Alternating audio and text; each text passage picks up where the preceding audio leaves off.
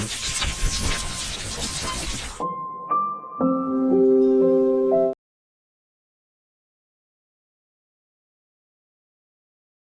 भयानक तूफानी रात में व्यापारियों का जहाज अल-नूर उथल-पुथल समंदर की लहरों पर डगमगा रहा था। सौदागर इब्राहिम, जिनकी जिंदगी की यह पहली समंदर यात्रा थी, डर से आंखें बंद करके अल्लाह का नाम जप रहे थे। अचानक एक विशाल लहर आकर जहाज से टकरा गई। एक पल में सब कुछ तहस-नहस हो गया। इब्राहिम उछलकर अंधेरे समंदर में गिर पड़े। जब उन्हें होश आया तो देखा कि वह एक सुनसान रेत के टापू के किनारे पर पड़े हैं। चारों ओर सिर्फ समंदर की गरज और अनजाने पक्षियों की आवाजें थी। जिंदा हैं, यह सोचकर वह सबसे पहले घुटनों के बल बैठकर महान अल्लाह का शुक्र अदा करने लगे। शुरू हुआ जिंदा रहने का संघर्ष। इब्राहिम ने टापू के किनारे एक छोटी सी झोपड़ी बना ली। दिन पर दिन वो समंदर की ओर नजरें लगाए बैठे रहते, शायद कोई जहाज दिखे और उसे वहां से बचा लिया जाए। लेकिन हर दिन उसकी उम्मीद टूट जाती। वो मछली पकड़कर और जंगल से फल फूल इकट्ठा करके अपना गुजारा करने लगा। अकेलापन धीरे धीरे उसे अंदर से खाने लगा। एक दिन इब्राहिम खाना तलाशने के लिए जंगल के भीतर चले गए।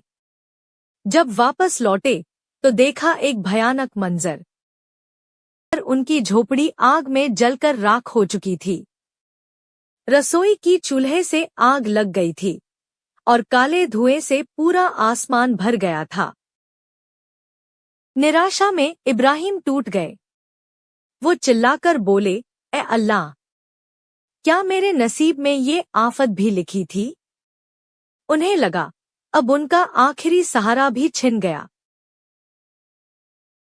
अगले दिन सुबह एक अनजानी आवाज से उनकी नींद खुली, जहाज की सीटी। वो दौड़ते हुए समंदर के किनारे पहुंचे।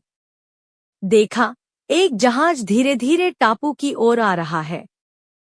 खुशी के मारे उनकी आंखों से आंसू निकल पड़े। जहाज से नाविक नीचे उतरकर उसे बचा ले गए। जहाज के कप्तान आगे आकर बोले, हम तुम्हारा संकेत देखकर ही यहाँ आए हैं।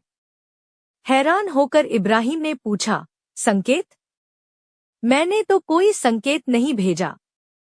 कप्तान हल्के से मुस्कुराते हुए बोले, कल आसमान काले धुएं से भर गया था, जरूर टापू पर कहीं बड़ी आग लगी थी। दूर से वही धुआं देखकर हम समझ गए कि यहाँ कोई मुसीबत में है। इब्राहिम हैरान रह गए। जिस आग को उन्होंने अभिशाप समझा था, जिस धुएं को उन्होंने अपने अंतिम सहारे के खत्म होने का संकेत माना था, वही दरअसल उनकी आजादी का रास्ता बन गया था। अगर आपको हमारी कहानी पसंद आए तो कृपया सब्सक्राइब जरूर करें।